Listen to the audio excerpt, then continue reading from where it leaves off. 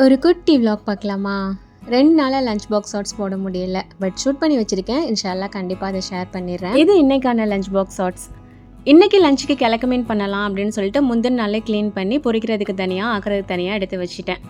And இன்றைக்கி டிஃபனுக்கு இட்லி பண்ணியிருந்தேன். கூடவே முந்தின நாள் வச்ச சாம்பார் நிறையாவே இருந்தது. ஸோ அதையே வச்சு அட்ஜஸ்ட் பண்ணிட்டேன். அண்ட் கிழக்கு மீன் இன்றைக்கி ஆழமாக தண்ணி மாதிரி வைக்காமல் கொஞ்சம் நல்லா திக்காக கிரேவி மாதிரி வச்சுருந்தேன். ஒரு சில மசாலாலாம் அரைச்சி பண்ணுறது டேஸ்ட் ரொம்ப சூப்பராக இருக்கும்.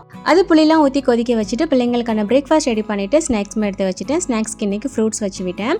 அண்ட் தொக்குமே சூப்பராக ரெடி ஆயிடுச்சு. இதோட ரெசிபி ஷூட் பண்ணி வச்சுருக்கேன். இன்ஷால்லா ஷார்ட்ஸில் ஷேர் பண்ணுறேன்.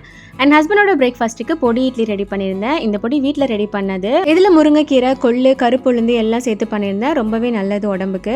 ஸோ அதை ரெடி பண்ணி வச்சுட்டு ஹஸ்பண்டோட லஞ்சுக்கு சப்பாத்தியுமே ரெடி பண்ணிட்டேன். அண்ட் கிழக்கு மீன் மசாலா தடவை வச்சிருந்தேன் இல்லையா? ஸோ அதுலேயும் ஒரு 4 பீஸ் மட்டும் பொரிச்சிட்டு ஹஸ்பண்டுக்கு லஞ்ச் பேக் பண்ணி அனுப்பியாச்சு. இன்றைக்கான லஞ்ச் அண்ட் பிரேக்ஃபாஸ்ட் இதுதான். தேங்க்ஸ் ஃபார் வாட்சிங்.